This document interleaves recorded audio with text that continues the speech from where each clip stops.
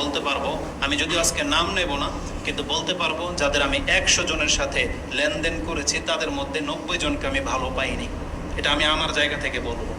এখন আপনারা যদি বিশ্বস্ততা লোক বেশি পেয়ে থাকেন তাহলে মনে করবেন যে কিয়ামত এখনো বহু দূরে, কিন্তু বাস্তবিক অর্থে আপনাদের প্রত্যেকেই সাক্ষী যে আমাদের সাথে কি ঘটতেছে, কোথায় কিভাবে কে খেয়ানত করে, এদের সংখ্যা কম না বেশি, তখন আপনি ওটা দিয়ে মাপতে পারবেন যে কিয়ামত কতটা দূরে আছে।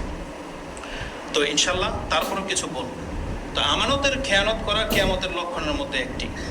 এটা কত মাত্রায় হবে এটা বোঝার জন্য হুযায়ফা রাদিয়াল্লাহু তাআলা আনহুর একটা হাদিস আমি আপনার কাছে পেশ করি তার জীবন থেকে। ওটাকে ওই হাদিসটা যেহেতু আজ থেকে 1400 বছর আগের, তাহলে এই 1400 বছরের মাঝে মানুষের কতটা অধঃপতন হয়েছে আর কতটা অধঃপতন হতে পারে সেটা আপনি হাদিস থেকে কম্পেয়ার করতে পারবেন। হুযায়ফা রাদিয়াল্লাহু তাআলা আনহু থেকে একটা হাদিস যেটা আমি আপনার কাছে পেশ করব, এটাও ইমাম বুখারী কোট করেছেন। ওটা ছিল 6496, এটা হচ্ছে 6497। পর্ব হচ্ছে রাফিল আমানা, আমানতকে উঠিয়ে নেওয়া হবে। তার মানে বোঝা যাচ্ছে যে আমানতদারিতাও এটা আল্লাহর পক্ষ থেকে নাজিল করা হয়েছিল মুসলিমদের উপরে। যেভাবে কোরআন হাদিস নাজিল হয়েছে, ঠিক আমানতদারিতাও এটা আল্লাহর পক্ষ থেকেই আমাদেরকে দেওয়া হয়েছে আমাদের অন্তরে। বরং এই হাদিসের মধ্যে একটা সূক্ষ্ম কথা আছে, সেটা হচ্ছে এই, হুযায়ফা রাদিয়াল্লাহু তাআলা তিনি বলেন, কালা হাদাসানা রাসূলুল্লাহ সাল্লাল্লাহু আলাইহি ওয়াসাল্লাম হাদিসাইনি। রাসূল আমার কাছে দুইটা হাদিস এই মর্মে পেশ করেছেন, বা দুইটা হাদিস একটা সময় তিনি আলোচনা করেছেন। রাআইতু আহাদুহুমা ওয়া আনা আনতাজিরুল আখার, আমি একটা তো ইতিমধ্যে দেখে নিয়েছি, আমার জীবনে ঘটে গেছে, আরেকটা ঘটার অপেক্ষা আমি করতেছি। তার মানে রাসূল সাল্লাল্লাহু আলাইহি ভবিষ্যৎবাণী তো মিথ্যা হবে না, তবে এটা আমি একটা দেখে ফেলেছি, আরেকটা দেখার বাকি।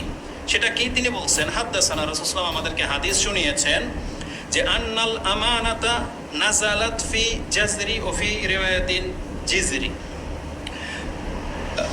কুলুবির রিজাল।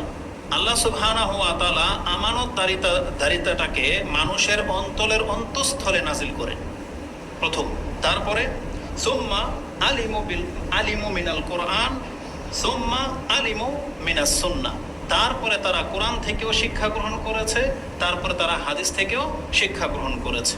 তার মানে কোরআন হাদিস নাজিল হওয়ার আগেই একজন মানুষের অন্তরের মধ্যে আমানতদারিতা এটা পৌঁছে যায়। এই জন্য দেখবেন যে অনেক কাফের বেঈমানও আছে যাদের কাছে কোরআন হাদিসের জ্ঞান নাই, কিন্তু আমানতের ক্ষেত্রে তারা একটু কেয়ারফুলি, তারা একটু ভদ্র। যেমনটা কি আপনারা জানেন, কোরআন হাদিস নাজিল হওয়ার আগেও মুহাম্মদুর রাসূলুল্লাহ সাল্লাল্লাহু আলাইহি ওয়াসাল্লাম, তার নাম কি ছিল? আল আমিন, মানে বিশ্বস্ত। মানে তার কাছে কোনো কিছু ক্ষয়ক্ষতি হবে না।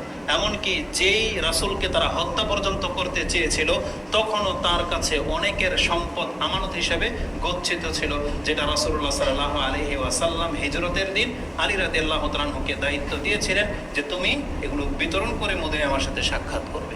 তাহলে ওই হাদিসের মধ্যে আলী রাদিয়াল্লাহু তাআলা আনহুকে এটা ইঙ্গিত করে দেওয়া হয়েছে যে কাফেররা তোমাকে মারতে পারবে না, তোমার সাথে আমার মদিনায় দেখা অবশ্যই হবে। এটাও তিনি বুঝে গিয়েছিলেন। তালাকুল্লিহা, তো রাসূলুল্লাহ সাল্লাল্লাহু আলাইহি ওয়াসাল্লামের উপরে কোরআন হাদিস নাজিল হওয়ার আগেই আল্লাহ তাকে আমানতদারিতার উপরেই বড় করেছেন। এভাবে অসংখ্য কাফের মুশরিককে আল্লাহ সুবহানাহু ওয়া তাআলা এই আমানতদারিতা দিয়েছেন, যেগুলো তারা মেনটেন করে চলে।